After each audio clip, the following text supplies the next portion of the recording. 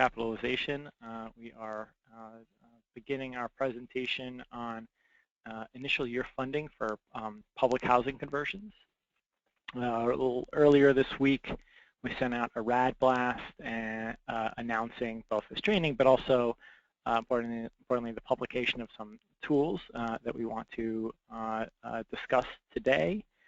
This training will also be recorded for your benefit of coming back to it as needed.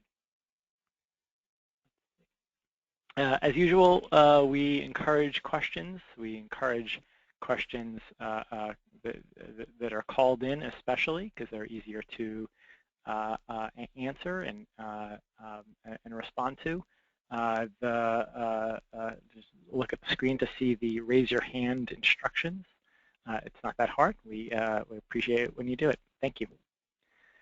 Okay, so we're here today to train on an issue that's caused lots of folks some confusion, specifically having to do with how a property gets funded in the year it converts. So we often say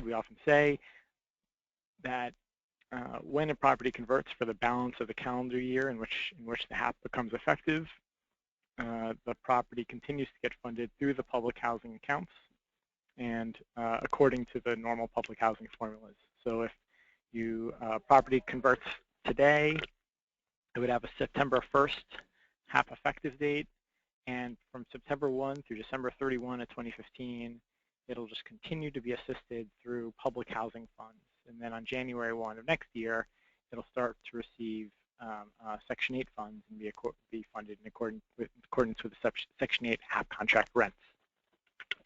For this initial year, the two most common questions we get is how much funding will a property receive following conversion? How do we estimate what that'll be? And then how does the project actually access these funds? So that's what we're going to talk about today. So we published two items this week. One was the initial year funding tool, which is an Excel workbook, and the other is initial year funding process instructions, which is just a PDF of a Word document, just a couple of pages describing the steps on getting funded in the initial year. The document, by the way, also covers somewhat a separate topic on using capital funds in the development budget, which we'll touch on at the end of this. But the real focus is the rental subsidy payments ongoing to the property in the year of conversion. So I'm going to switch over now to the initial year funding tool and just walk through it. So for the first tab, as usual, is instructions, and then there are four tabs after the instructions tab. There's having to do corresponding with the revenue stream. So there's a capital fund tab, there's an operating fund tab, there is an operating fund tab for alternative subsidy MTW agencies. So that's a very small subset of you folks out there, but it works a little bit differently. And then finally, an initial year funding estimate that kind of summarizes it all. So I'm going to walk through each one and actually go through an example too. So for the capital fund tab, it only asks you to enter in just a couple of fields. First, you enter the PIC development number. I'm just going to take the first one off the bat. Hold on a second.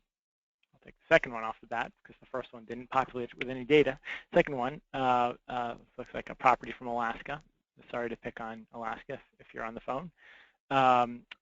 You pick the PIC development number, and it begins to populate some of the fields here in green below.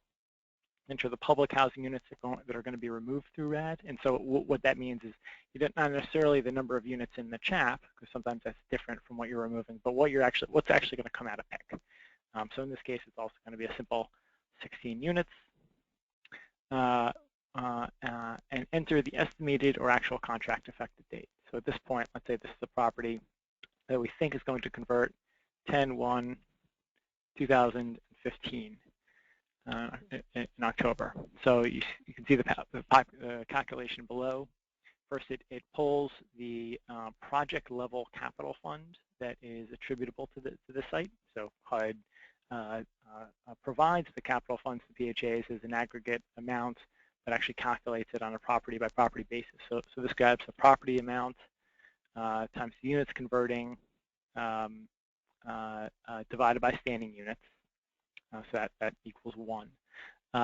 Times the months remaining in the year divided by 12. So that's 3/12 of the year for 3 months of the year. And that amount is $7,563. So this is the maximum amount of capital fund subsidy a PHA could convey to the property for the months October, November, and December of 2015 if the property converts on October 1. In some cases, PHAs have said, well, I don't even want to, the property doesn't have any new debt service. I'd rather keep these capital funds for other public housing purposes. Can I request 0? Yeah, you could. You could enter 0 here. The only stipulation is that if you're ever requesting less than this calculated amount, the new owner, which may in some cases be the PHA, but in some cases it's going to be a tax credit partnership, would have to sign to say yes, we certify that that's okay. Okay, so that's fairly straightforward. So we've covered the capital fund. I'm going to move on to the operating fund. So for the operating fund, first of all, the worksheet starts off just pulling over the information you entered into the capital fund worksheet, the PIC development number, the number of units that are going to be removed through RAD, and the half effective date. And then ask you for 4 pieces of information, which is really 3, but 4. So first is going to your HUD 52723, the operating fund calculation for the operating subsidy that your accounting offices fill out every year, and entering in what's the total eligibility for this property. So I'm just going to make this number up a little bit, but say it's $100,000. I ask you to enter in the estimated 2015 operating fund proration level, right now calculated at 85.63%. And asks, is this a full or a partial conversion? In this case, it's a full conversion. We're converting 16 out of 16 units. Answer full. Error message pops up here, but that quickly goes away when, for question number 4, you say, how many ACC units are currently in the PIC development? 16, because you're converting 16 out of 16 units. So it's a full conversion. I'll explain what happens if it's not, if it's a different amount in a second. But so first I'll walk through this calculation. So for the operating fund, your eligibility was 100,000. The proration level this year is 85.63%, or so far anyway. Could change. So that calculates a prorated operating fund eligibility. Because it's a full conversion, 100% of this amount is attributable to the converting units, and which will be an important number for later as well. And then also prorates that by the months left in the year. So times 3 months divided by 12, or $21,407. Now, what happens if the it's actually a larger property? That if it's a little bit more complicated if you're doing a partial conversion of a PIC development. Say you're converting the elderly high-rise, but leaving the family townhomes public housing for now. What do you have to do there? Well, it's not a straight calculation of, let's say it's 30 units in total and 16 are converting, so 16 out of 30. Instead, what we ask you to do is go back to essentially a reproduced version of the operating fund subsidy tool, and we ask you how many of those 16 units that are going to be removed through RAD, how many of them were eligible unit months, so eligible for operating subsidy. In most cases, the answer is going to be all of them. And here, I'm sorry, that's not the, so let's say it's 16 units times 12 is 192. That's not the right number. Yep. Oh no, that is the right number. So it's 184 plus 6. Let's say. Hold on, I think I'm doing something a little wrong here.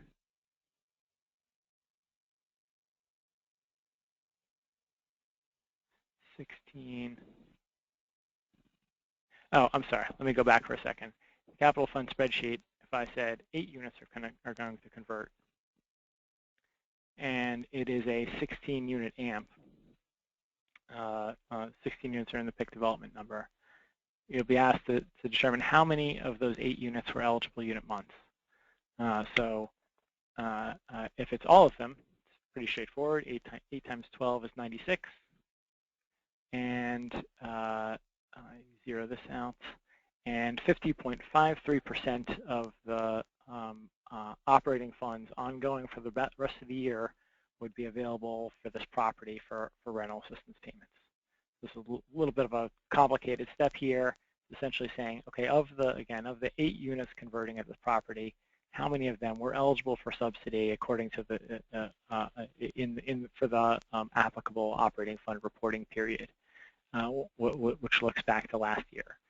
And so in this case, it's 96. But if say they some of these units were part of this category, units vacant and not categorized above, unallowable vacancies, then it might be some lower number. Okay, so I'm going to skip over the form for alternative subsidy MTW agencies. So it's significantly simpler, but the instructions are hopefully self-explanatory, and skip over to the initial year funding estimate. So this sums it up. It says, okay, here's the PIC development number, capital fund calculated at 3781, the operating fund at 10,816. We can't forget tenant rents, and of course we don't have any information on this, so you would enter in your best estimate of what you expect to collect from tenant rents during this period. If the property is vacant, it's probably 0, and if the property is going to be continuously occupied, then it'll be some value. So just enter that in, and you get now an estimate of what the project revenue is going to be. So for these 3 months, a little over 18,500 a unit, or just about 6,200 each month. And now you and your partners know, or have, sorry, it's still an estimate because things could change with respect to tenant rents, or the operating fund proration can change. But those are likely to be more modest. You have a good estimate of what the revenue at the property is going to be. And can plan accordingly. If you say that for many properties, they'll say, great, that's fine. In some cases, if there's debt service, they'll begin to be paid at the closing of construction financing. You may decide that it's necessary to establish an operating deficit escrow or some other reserve of that kind to cover any gap that you anticipate during this initial year. We cannot increase the amount of capital funds or operating funds that are going to go to the property, but a key reason why we ask that this be submitted with a financing plan now is so that a PHA is aware ahead of time if they need to modify their budget in any way. Okay, so that's that. The one other piece that I want to point out here is this percent of monthly operating funds attributable to the converting property. So when you submit this, we're going to be using this number to, once the property closes, move operating funds. So it's critical to make sure you've gotten this number right. I'm going to go back now to the PowerPoint. I'm sure there's lots of questions on this, but we'll come back to it in a second.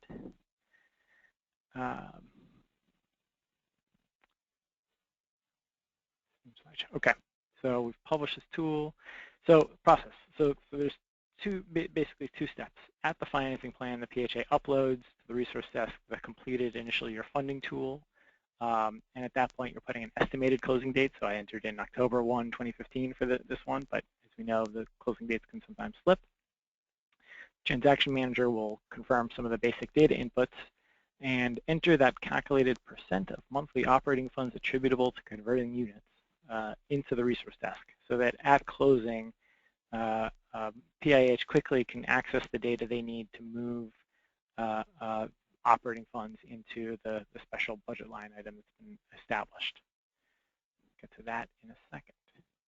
Then at closing, what's happening is the PHA is resubmitting the initial year funding tool. So they're to their assigned closing coordinator right before closing. They're submitting the initial year funding tool with the final closing date, the final half effective date. It should be signed at that point by both the PHA and the transferee if applicable. And in addition to that, they should be submitting the HUD form 50075.1, often called the Capital Fund Budget Revision, but more formally the Capital Fund Program Annual Statement Performance and Evaluation Report. This is just where what PHAs use to spread their capital funds across different purposes. And in that form, they'll make one simple change, which is move the same amount that was calculated in the Capital Fund worksheet of the initial year funding tool into BLI budget line item 1503. So again, what they submit in the initial year funding tool for capital funds should equal what they're moving to line 1503 in their capital fund budget revision form. HUD will, the closing coordinator will compare those two values, the initial year funding tool and that HUD form, make sure they're correct, and then right after closing, move the capital funds to BLI 1503 as requested by the PHA submission of the 50075.1. Similarly, we'll move the operating funds to the operating fund BLI 1503 in accordance with that percentage of monthly operating funds attributable to the converting property. So in this case, 50.63% of each operating fund obligation for the rest of the year will be moved to BLI 1503, and in this case, the capital fund side, the amount that appears in the tool and that is submitted with the form 50075.1 will go to BLI 1503. And those funds will be available for the PHA to draw down and convey to the property, and we don't dictate whether that happens all at once or on an ongoing monthly basis. But they do need to be conveyed to the property starting on the half effective date. Before we open up for questions, the only other topic I want to quickly go over is using capital funds in the development budget. The PHA would submit a separate HUD form 50075.1 that moves funds into BLI 1504, which is this catch-all budget line item we created for any capital funds used in any part of the development budget. Whether to pay for fees or construction or overhead or whatever it is, it'll all go into 1504. What goes there, of course, should match what is approved in your sources and uses. That's in Exhibit D of the RCC.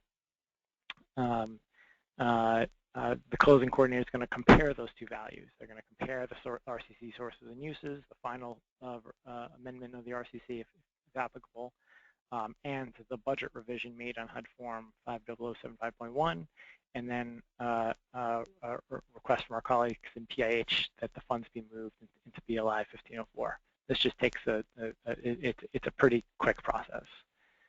We should note, the note here is that oftentimes PHAs are using capital funds or RHF or DDTF from different fiscal years, in which case there would need to be separate 50075.1 forms for each fiscal year that's used, but the sum of those values should be equal to the capital funds identified in the sources and uses. So that in your sources and uses, you don't need to break it out by fiscal year, but when you're submitting the HUD form, it is by fiscal year.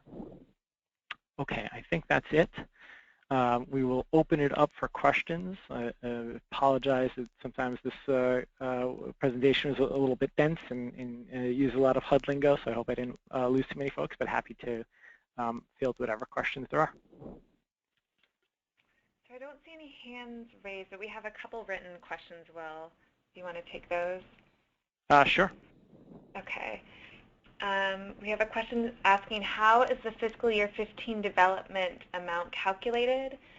This PHA says when entering their information, this amount is not matching the AMP prorated portion based upon the CFP 2015 ACC that we've calculated. So HUD published this year the development amount. It's posted on the Capital Fund website, and it's pulled directly from that spreadsheet. So if the questioner is saying it doesn't match what's in that spreadsheet, that would be a little bit odd, but let's follow up on that. But if it's if what the questioner did is say, well, we have 50 units that are converting, and we have 2,000 units in our inventory, so 50 divided by 2,000 is the amount that's attributable to this property. That's not the methodology that's used here. It's based specifically on the PIH's calculation by development, which, as I said, is posted on their website and is in the background of the Excel workbook. Great, thanks, Will. We have another question asking that the initial year funding has a line for estimated tenant rents. If this is a full conversion, wouldn't that be zero as the old AMP no longer collects rents? So it's the tenant rents that you estimate to collect for the balance of the year. So in this case, what do you expect to receive from tenants from October through December for the rest of the calendar year? Great, thanks, Will. And then final written question is the operating fund worksheet uses the 2015 proration. What about the CHAPs that locked in fiscal year 2012 funding levels? So all of this is independent of the CHAP and HAP rents that you ultimately enter into. So in the year any property converts, it only gets what it's getting in that through the public housing accounts in that year. It's unaffected by what's in your CHAP or in your HAP. Those HAP rents become effective January 1 of the next year. But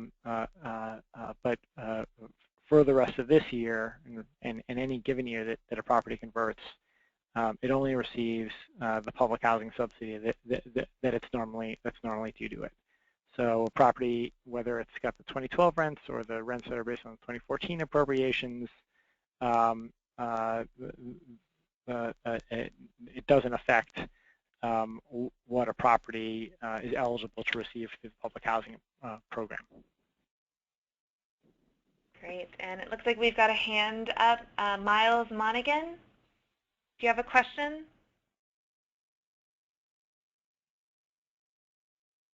Miles, you might need to unmute your line. Okay, we'll come back to him. See if we have some more written questions. We have a question asking if you could clarify if the full conversion or partial conversion refers to a specific housing development, not an AMP comprised of several housing developments. It refers to an AMP comprised of separate housing developments. So if an AMP is really 3 different properties that might all be converting, but converting separately, or only one of the 3 is converting, then that's what we refer to as a partial conversion. Great. think that's everything. I don't see any other hands. Oh, we've got a hand raised. Kathy Casely, do you have a question?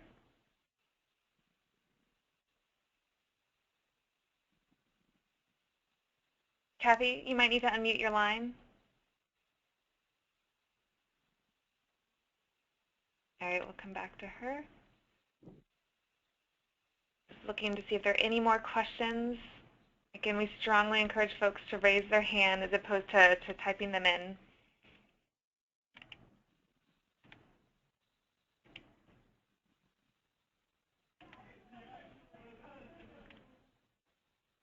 All right, well, no more questions, Will. Okay. Well, I'll talk slowly just in case any additional questions arise before we wrap up, but I'm running out of things to say. Thank you very much for joining, and feel free to send any follow-up questions that may come to you after this to rad@hud.gov. As I said, we'll also post this just in case you need to come back to this. I also should mention both of those tools are posted now to the RAD resource desk, both the instructions and the Excel workbook. So the instructions go into pretty good detail as to what you need to do in each step. Okay, so thank you everyone for joining, and hope everyone has a great weekend.